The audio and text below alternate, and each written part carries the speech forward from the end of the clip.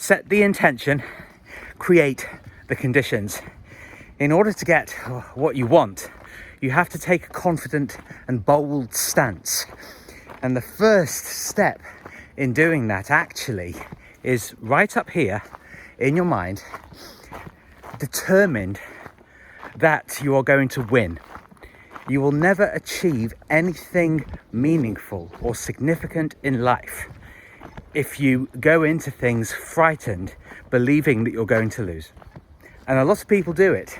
It's how people manage to live safely, by not putting themselves out there too much, just doing the necessary amount rather than the bold and beautiful amount. I've had a really fantastic day today because I've actually been setting the intention throughout the day of how I conduct myself in my various interactions.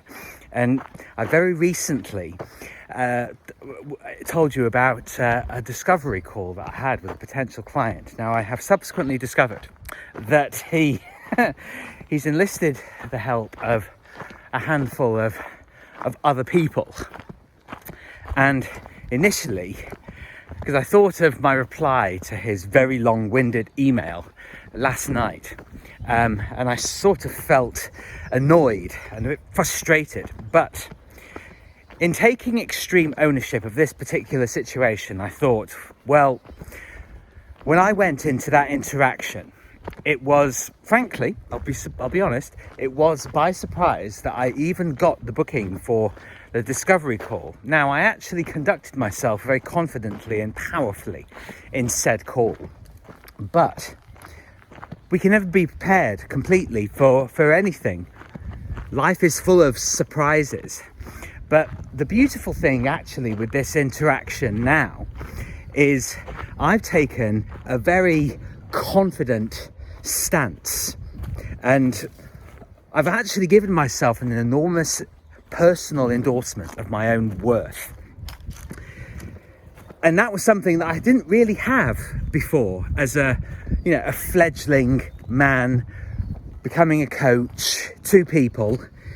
And again, I was surprised. I was sort of unaware. I hadn't learnt all of the lessons, but it's good. It's all good.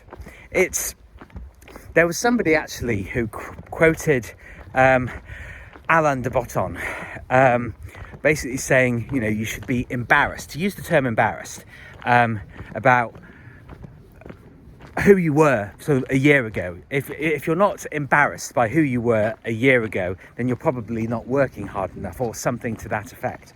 And I think all of this stuff as labeling essential stages of the process as a means of berating yourself, I don't understand that, because I see every single stage, every experience, every doubt that you've had and that you've overcome, all of that is essential to becoming the person that you ultimately want to be and that you can be.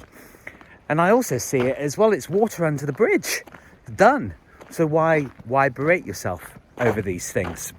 So I've been getting little nudges from the Lord today, basically saying, well done, Martin, you're on the right path, And this is the stance to go into any situation, understanding that you don't have every single answer. You don't know anything. You don't know everything.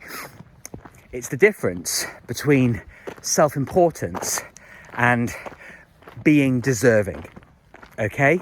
You are a deserving person. I know that I'm a deserving person, but I've only really in the last couple of weeks, frankly, and particularly in the last week, I've had a very peaceful week actually, but a very powerful one, because you have to feel it.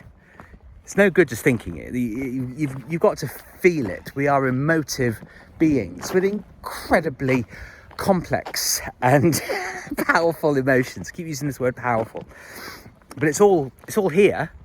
It's all here. The potential and the capacity is already present in your life. You need to harness it. So you have thoughts, and then you have feelings, then you have actions, then you have results. Okay?